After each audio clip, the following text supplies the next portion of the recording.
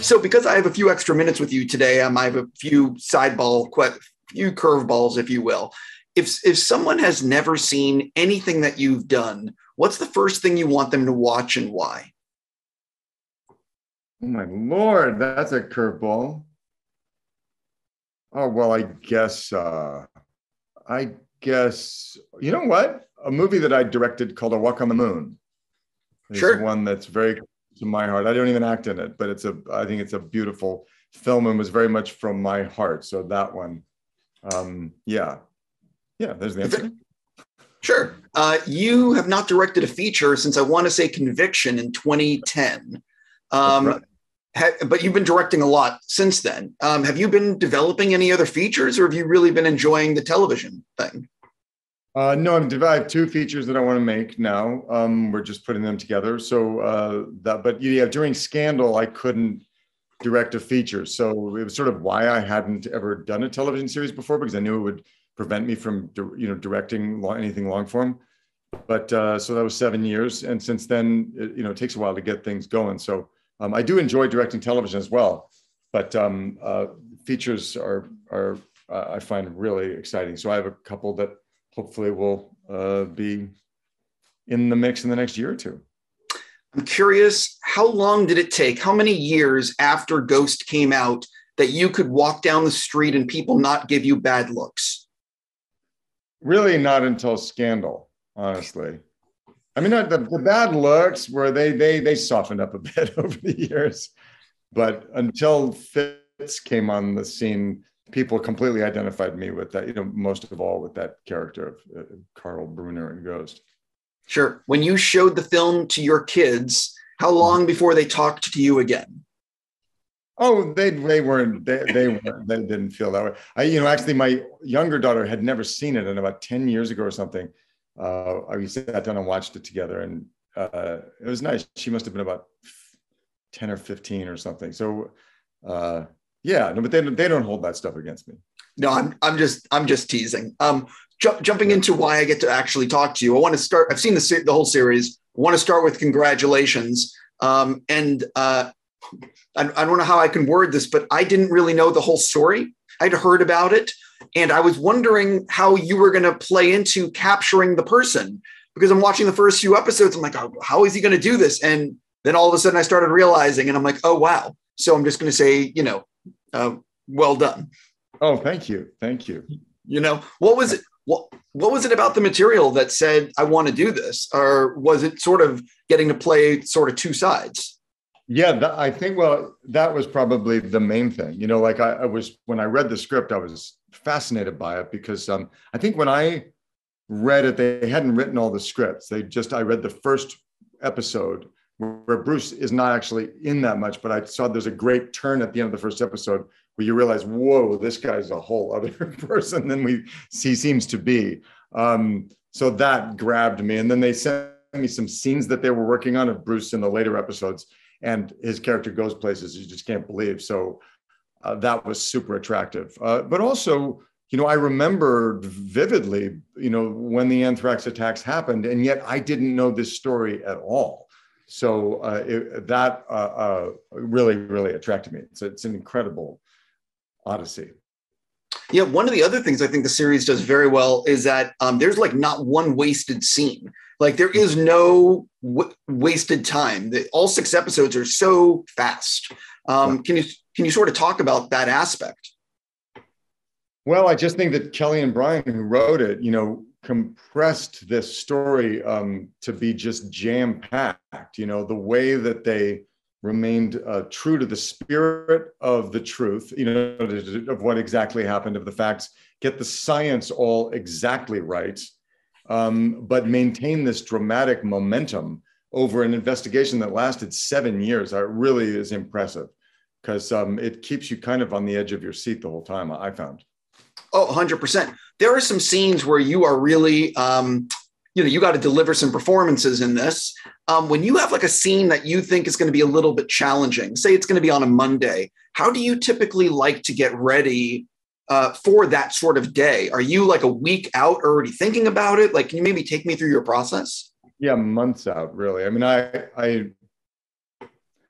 one of the nice things about doing, I mean, if it's a feature film, I need a lot of time, but this, because we shot over a period of 4 months, I had some time. I knew what was coming up way down the road. So I'd spent a lot of time working on scenes well in advance of when I was going to do them. Because in this particular case, so much of Bruce's behavior is impacted by a hidden inner life. So he's just a really complex, tormented person, and he starts to lose it as the series goes on.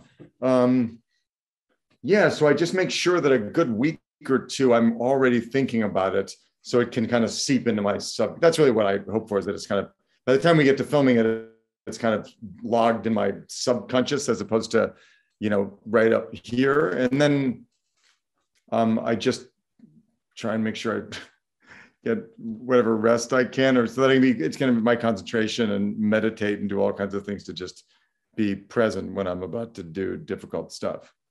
Yeah, I've spoken to a lot of actors, and they talk about how the night before they barely sleep, and others are like, I just sleep like a baby. Whatever's going to happen is going to happen. No, it depends. It depends on me. It depends for me. With this one, I had significant anxiety leading up to some of these scenes, because I knew a lot was demanded of me and I wanted to get it right. So I didn't lose too much sleep, but I had a little bit of tossing and turning. Well, you have also, I think, a different perspective, because you've directed so many different things. You know what maybe the director's looking for. I mean, how is that, with all your directing, how has that impacted you as an actor in terms of, maybe change? I don't know. I'm like, do you know what I mean? Like, how has that dynamic worked together? Yeah, it helps me a lot. It really helps me a lot, because I do have a sense of like how I can be helpful to a director, and it helps me know what to ask the director, like what's important for them, or how are they thinking about something. And, oftentimes I'll have a sense of how they might cut something, how they might, something you might work in the editing room, or when there's a camera, I can understand what the camera's doing in a way I couldn't when I was only acting. But I find that it relaxes me, because I do have a sense of an understanding about how it all comes together, which I did not have before I started directing. Yeah. How much are you looking at the lens and be like, oh, he should be using a 75? Never. I never do that. I've never once done that. If it's something I'm like, oh, I would never have thought to do that. I wonder how that's going to work. Nobody, directing is so hard. I would never presume to know better than a director what they're. Yeah. I'm just messing around. It was. No, but people just ask me that all the time. And it's really true. Yeah. You have some really good scenes with Daniel. Can you maybe talk a little bit about collaborating or just doing some of those scenes together?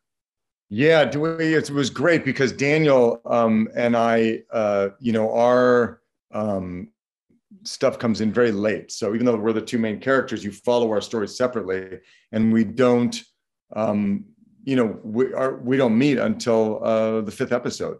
So we talked a lot about that scene that happens, which is this great 9-minute, I think, scene where we sort of had this tete-a-tete. So we were both very excited when we finally got to it, and it's one of my favorite scenes in the show. And then we have another one in the final episode, which was really beautiful, I thought, and it was great. So we became friends, and but every time we just sort of passed each other on set, never in the same thing. So it was very exciting when we finally got to get into it together. If I'm not mistaken, you shot a movie with Gerard Butler called The Plane. Yes, I just finished that a few weeks ago. Right. I was going to say I've learned that he is like the biggest international star. Like whatever he does gets financing. I've learned so much about him. What was it like working with? Yeah. Say it again. No, that's amazing. It's true. Yeah, I have some producer friends that have explained this to me, that if he wants to do a movie, it gets made. Yep. What was it like working with him? It's my last question. What was it like working with him, and what can you tease about the movie?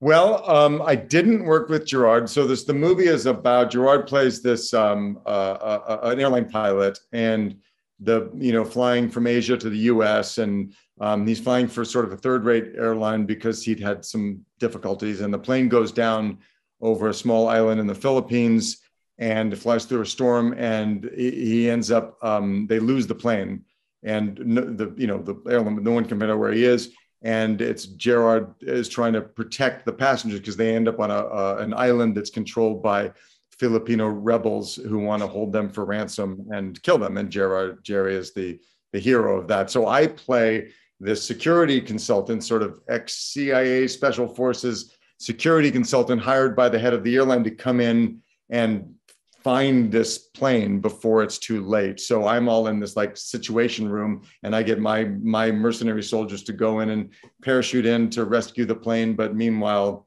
we've all been watching, Jerry do his Gerard Butler thing, in an action movie. So our scenes together are over a video conferencing thing. So he was in the jungle and I was on a stage, but anyway. It was great. I have a lot of jokes I can make, but I got to stop there. And I'm just going to say congrats on this. I really did think you did a great job. And thank you for talking to me again twice in a week. I really appreciate it. It's good to see you. Nice to see you.